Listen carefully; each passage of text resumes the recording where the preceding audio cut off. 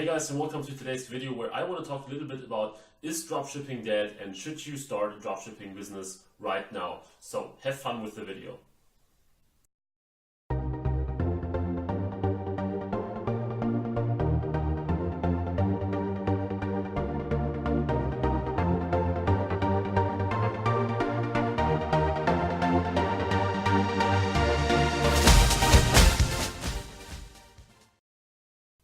Alright guys, so recently I got a ton of messages on Facebook, YouTube, email and whatever, and people were all asking me, hey, is this whole dropshipping thing still feasible? Like, is it still a good business model? Is it something I should start? Is it dead already? So I got a ton of these messages recently, and I actually made a similar video almost a year ago or so already, and also my very first video was about the 4 big mistakes 95% of all dropshippers do. And these points, in my opinion, are still valid today. However, when people ask me when's the best time to start dropshipping, I always say the best time was probably like 2 or 3 years ago, but the second best time to start is right now. So it's not that dropshipping is dead, it's not that there isn't any money to be made in this business, it's just that you have to get a little more creative and that you have to start thinking a little bit about outside the box. So let's face it, around 95% of all dropshippers, or 90%, do the very same thing. They get products from AliExpress, they put them on Shopify, they advertise them on Facebook, and that's it. So most people steal other people's videos on Facebook. Most people use the same product research techniques they found somewhere, and they put all this together into a dropshipping business that is not really taking off, and in most cases they won't see any sales.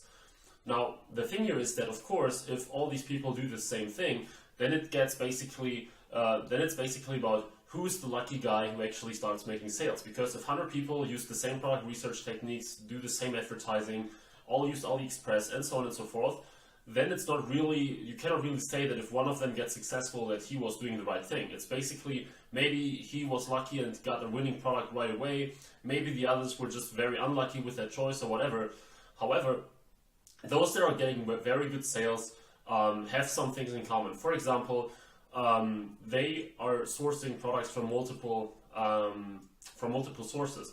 Now, this doesn't mean that AliExpress is bad itself, but for example, if you want to build a long-term brand with dropshipping, and if you want to start with dropshipping and then fulfill your own stock at some point, you need a good logistics network, and you need to be able to send people the products in time at some point. So I know a lot of people who are doing 6 and 7 figures a month, and they also started with AliExpress, but pretty quickly they actually went to either having their own fulfillment center or sourcing products, for example, in the United States or in the United Kingdom, in Europe, wherever, where people get the products like within 4, 5, 6, 7, or maybe 10 days, but in a much shorter time frame than with AliExpress.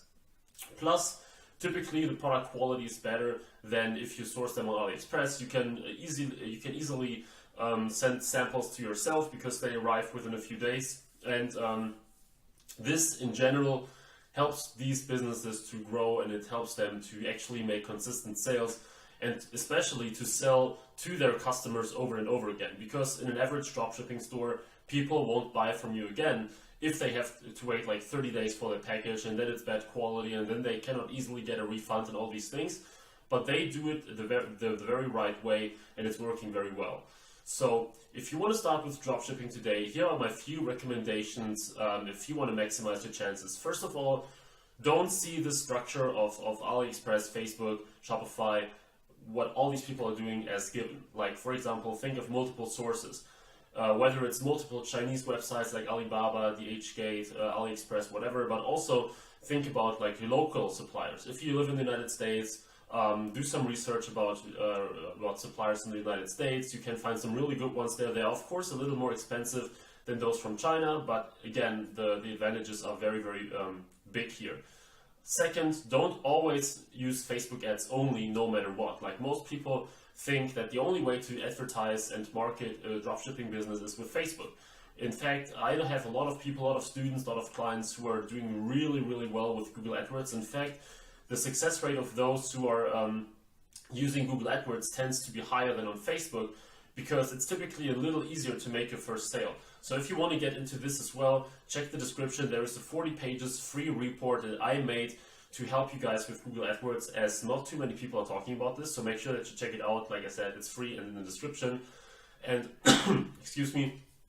Of course, also other things like influencer marketing. More and more people start using it, but it's still underused compared to Facebook ads.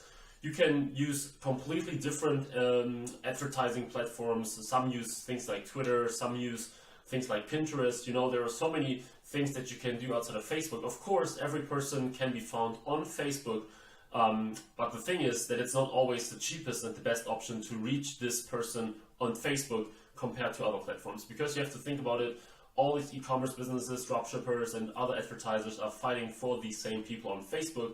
So you might pay like $10 for a conversion on Facebook, but probably only $5 on Pinterest or $7 on AdWords or whatever. So these are the two main things. Think about alternative ways to source your products.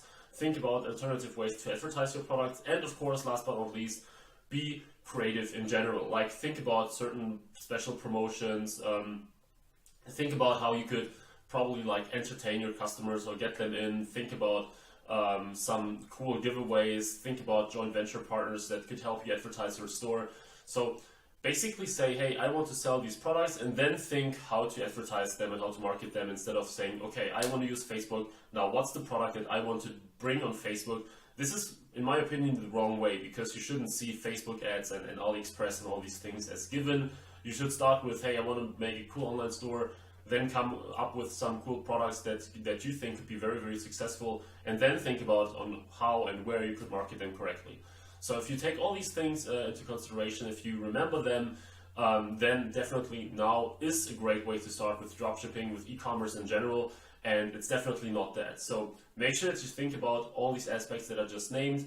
I know that it's probably not that actionable because it involves a lot of creativity and not some, hey, do this and this and this and this, but it's in fact what will help you the most. So keep all these things in mind, and I wish you all the best with your e-commerce business. See you in the next video. Please subscribe if you want to learn more about e-commerce and marketing, and I will see you. Bye bye. All the best.